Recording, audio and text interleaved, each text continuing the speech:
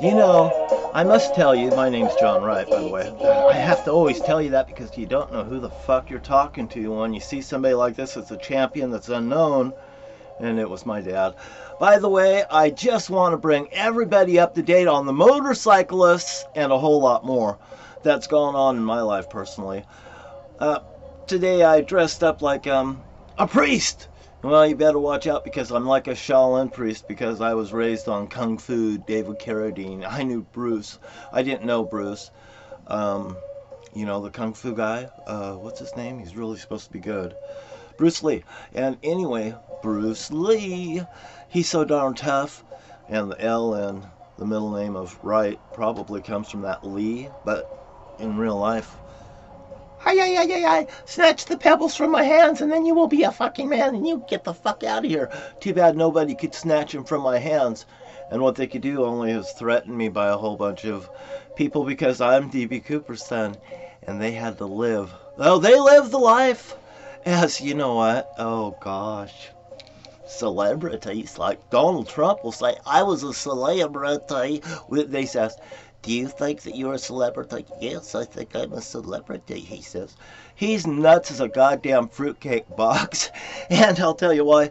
Bye-Bye Miss America Pie by Don McLean and Elvis Presley, the 1970s, Shoot It Up Your Nose. Then one of my dad was pissed off at Elvis Presley. He liked his singing. He hated the drug problem. And I'll tell you what, my dad told me never get in trouble. And now, the guy over there that had a major blowout, blowing up stuff, making noise and all that stuff, yesterday, well, he didn't wave to me, but today when I was wearing my little outfit, he probably done it. Ooh, maybe he's telling, what's going on here? He gave me a little smile and a wave, and I gave him a little peace sign like that. So, the neighborhood's getting there. I had our children cheering today, like they were cheering for a hero. You know how much that makes me feel good? That alone was a lot. Better than money. You would never know. You don't know what it's like to go to the park and have little kids look at you because you're the guy that runs the bowling alley. They have fun with you. It'd excite you if, you're at the ballpark and a little kid came up and said, will you sign my little baseball card? I'm happy. I'm flattered. Gosh, you mean me? Yeah. I bowl at the bowling alley on Saturday morning. Oh, I don't come in on Saturday morning. But they know I'm there. They've seen me around, but I don't generally. I get out there. I've got things to do. It's not my day to work. I work the night before cleaning up the bowling alley, setting the whole thing up for everybody. That's what I do all the time. But thank you for your time. Oh, and let's see, what else was important? I dressed up. I did that. Oh, the motorcycle riders come by here. Jesus. And I walked right out there in this little outfit right here because this is who I am, in real life. I'm this guy that'll wear gold shorts out there and my dad's wanted shirt, with my face on it. And I don't think I had maybe my Cooper was showing out there like this because I probably had it down there where he could see it, Hey man, how do you like it when your dad has a whole bunch of money on him, but they won't pay out? And look, what's it say over here? Man, that looks like Maine. These guys, they do things, and maybe they're connected in certain ways. But I do know that's my grandfather's face, and I do know that the man that Tina from the hijacked airplane, she talked to my dad, and she actually drew this drawing of him, and look at me. I'd like to be the governor of Washington State, but those motorcyclists, when I went out there, I went like this, and I got a wanted sign on like this. I just put like this, friggin' come on. And I could see they're going to be cool. They put their hands down, like this, and I love you. Be safe, along the road. And you know what? Sometimes you have to do that to get someone's attention. You got to be careful because there's people around. I'm doing this for the good of America. I would do it pro bono. I do it every day. On Chatterbait, I go on there and I know some women that work really super hard, and there's this woman named Lena, and the day before yesterday, she was actually, I think she was having a breakdown like Madeline Jackson was having, which is really Leah in real life. That's her stage name, and she's lost it. She's ruined her whatever. Whatever she went through after, I think maybe Chatterbait took her name away because it was so hot that people were complaining because everybody was in that and nobody else was having it. So they had to lower her down to this level, but she's back up on the charts, you know, like this, but she's only tacking up from, you know, 5,000, 4,000, you know, the normal about that, the average girl. And the reason she was doing is because I was in there saying nice things and getting everybody going. And I go to all the women's places and I do that, and they all have fun with me. They goddamn know who the fuck I am. I do it pro bono. I absolutely love it. But Lena, a couple days ago, I seen her, and Jesus Christ, I just seen her on the monitor. I go and do things, and I turn all these girls on my monitor and make me happy and stuff throughout the day. And, you know, they most of the time they have clothes on.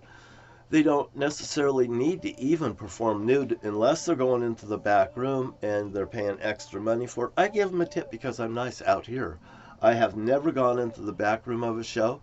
I've never been in the back room of anything, you know, behind the scenes like that. I've only been on this side, so I always tell them I want to leave something to the imagination. I just always want to wonder, you know, and they all goddamn laugh and they just love it, my approach on that. And, you know, it's just the way I am. And here's a nice lady jogging right past the house here. I'll even turn it, you know, right there on my side of the road, you know. Well, it is summer. It is a nice view, too, by the way. It is America, and it's nice to have the streets safe. Jeez, I mean, you don't need to use your car as a weapon, because if you goddamn do, you're going to meet me. And you ain't going to like it. You don't have to act like a retard just because you have a permit to drive a car. A license to drive a car is no more than a permit to me because it will be taken away in Washington State. A matter of fact, if anybody's caught fucking lying, deceiving, and shit like that comes across my table, it'll be effectively and sufficiently done. And if you've committed murder in the United States of America or in Washington State, you come into my territory and I catch your ass here, I'm going to fry you like Ted Bundy got it in Florida. That came from Washington State and ran down there. And you know what? Ted Bundy was in a relationship with Ann Rules. And Ann Rules was also in a relationship with Rhonda Reynolds. And they buried the case. Nothing really got resolved from that situation. But if she did collect information, I will tell you that. And I've gone all over it. I contacted Ann Rules. Do you think Ann Rules would respond to me? I think I might have got a response from Mrs. Reynolds' mother. You know, just, you know, it's hard and it's tough. You know, a letter like that. I think I did, maybe.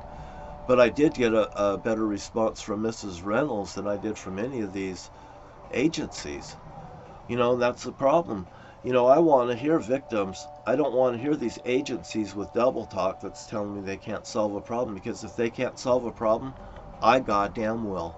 You give me those fucking cases that's pending, and I'll be the governor, and I'll look up these detective stuff, and I'll pass to the law enforcement. I'll say, now what about this? Because I want to see all that shit. That's my fucking, oh, I just love that kind of stuff. I want to find, I'm so anal about finding the goddamn problem. You would just love a guy like me, because my dad put me up to coming forward and telling the truth about what happened to them. And my grandmother did on her deathbed.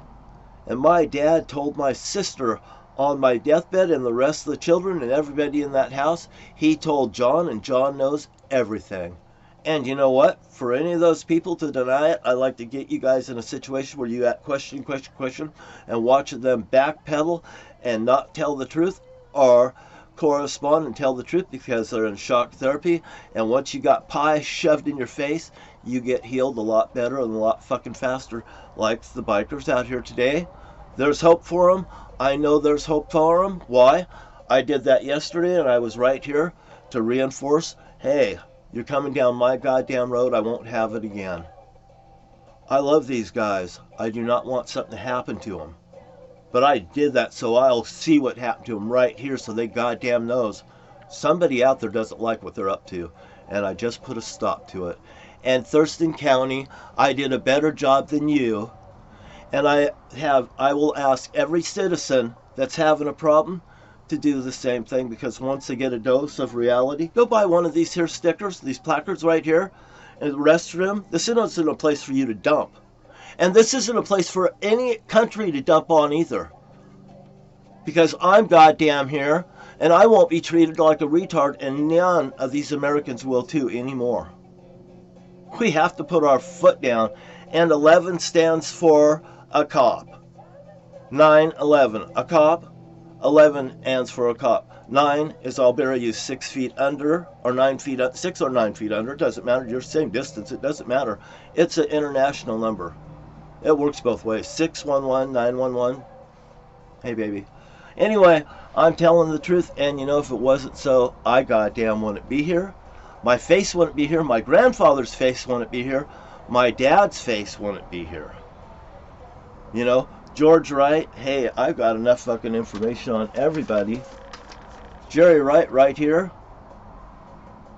Jerry Wright right here. He needs to be arrested. Rick Rife needs to be released, and I am telling the truth. I want to be the governor of Washington State.